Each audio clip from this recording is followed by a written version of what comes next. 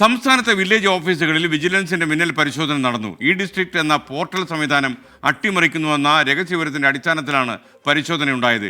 Village ഓഫീസുകളിൽ സർട്ടിഫിക്കറ്റുകൾ online വഴി ലഭ്യമാക്കുന്ന സംവിധാനമാണ് ഇ ഡിസ്ട്രിക്ട്. വരും ദിവസങ്ങളിലും വിജിലൻസിന്റെ പരിശോധന തുടരുമെന്നാണ് നമുക്ക് ലഭിക്കുന്ന വിവരം. നിത്യജീവിതത്തിനിടയിൽ സാധാരണക്കാരൻ അപേക്ഷകൾക്കും രേഖകൾക്കും ഏറ്റവും കൂടുതൽ ആശ്രയിക്കുന്ന സ്ഥാപനമാണ് വില്ലേജ് ഓഫീസുകൾ. ജനന സർട്ടിഫിക്കറ്റ് മുതൽ തുടങ്ങുന്നു ആ പട്ടിക. അത്തരത്തിലുള്ള മനുഷ്യന്റെ ആവശ്യങ്ങളെ ഏറ്റവും എളുപ്പമാക്കാനുള്ള സർക്കാരിന്റെ മാർഗമാണ് ഇ ഡിസ്ട്രിക്ട്.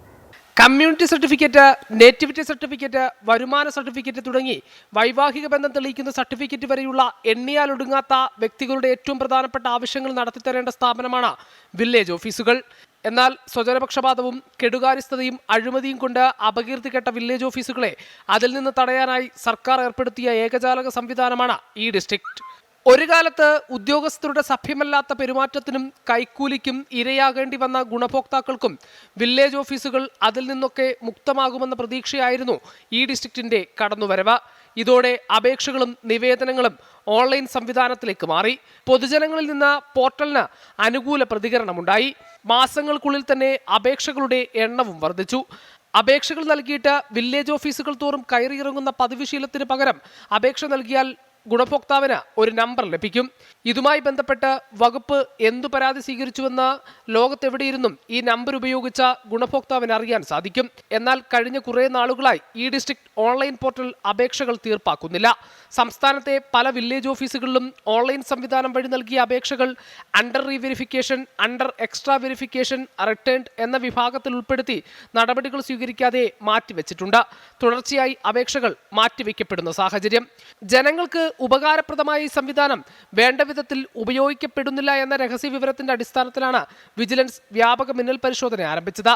സംസ്ഥാനത്ത് ഇന്ന് തെരഞ്ഞെടുക്കപ്പെട്ട 88 വില്ലേജ് ഓഫീസുകളിലാണ് പരിശോധന നടത്തിയത്.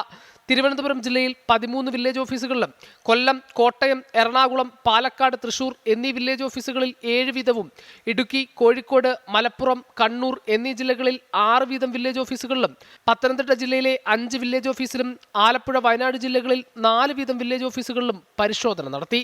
ഓപ്പറേഷൻ സുതാര്യത എന്ന് പേരിട്ടിരിക്കുന്ന ഈ പരിശോധന വ്യാപിപ്പിക്കാനാണ് വിജിലൻസിന്റെ നീക്കം.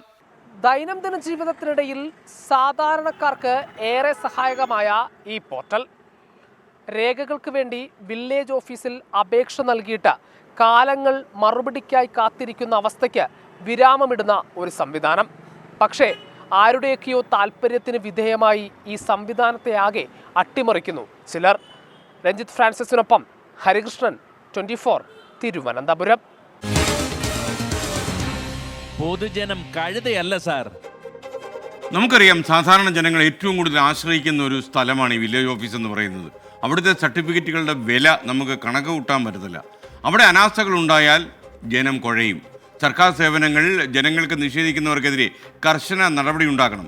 ഇതിനെക്കുറിച്ചാണ് ചില പ്രതികരണങ്ങൾ വന്നിരിക്കുന്നത്. അതാണ് കുറച്ച് നല്ലതെന്ന് തോന്നുന്നു. അല്ലെങ്കിൽ നമ്മുടെ വീട്ടുകാർ അതിന് പുറകെ അവിടെ പോയി ഇരുന്ന് കാത്തിരുന്ന് വില്ലേജ് ഓഫീസർ വരുന്ന സമയം വരെ ഇരുന്ന് ഇതാകുമ്പോൾ അങ്ങനെയൊന്നും ചെയ്യേണ്ട ആവശ്യമില്ല. ഓൺലൈനായിട്ട് തന്നെ കാര്യങ്ങളൊക്കെ നടക്കും. നമ്മൾ അതിൽ ആ ഒരു ഫോം മേടിക്കാൻ മാത്രം അക്ഷയ സെൻറ്ററിൽ പോയാൽ മതി. അതായിരിക്കും എന്തുകൊണ്ടും ബെറ്റർ എന്നാണ് തോന്നുന്നത്. ഓൺലൈനാണ് എന്തുകൊണ്ടും ബെറ്റർ ഓപ്ഷൻ എന്ന് പറയുന്നത്. നമുക്ക് സമയം ഭയങ്കര അമൂല്യമാണ്.